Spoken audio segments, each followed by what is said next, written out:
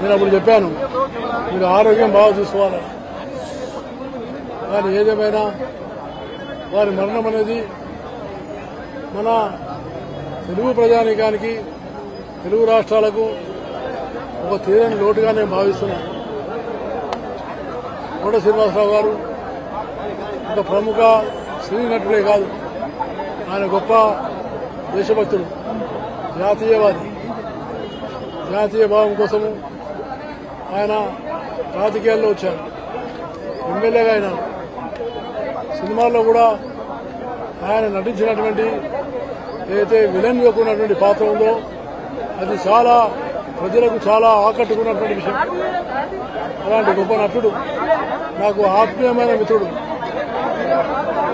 ఆయన రాజకీయ రంగ ప్రవేశమైనప్పుడు నేను ప్రముఖమైన పాత్ర వహించి చంద్రబాబు నాయుడు గారితో మాట్లాడి ఆయనకు ఎమ్మెల్యే టికెట్ విషయంలో మాట్లాడినప్పుడు చంద్రబాబు నాయుడు గారు పాజిటివ్గా స్పందించినారు.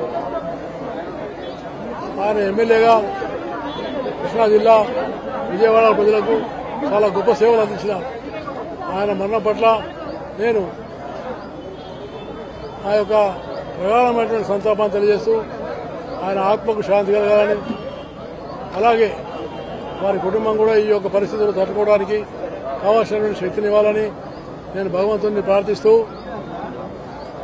కోట శ్రీనివాసరావు గారి మరణం తెలుగు ప్రజలకు, రెండు తెలుగు రాష్ట్రాలకు తీరని లోటుగా భావిస్తూ జాతీయవాదులు, జాతీయ సంస్థలకు కూడా ఆయన మరణం ఓ గొప్ప లోటు అని నేను భావిస్తా ఉన్నాను.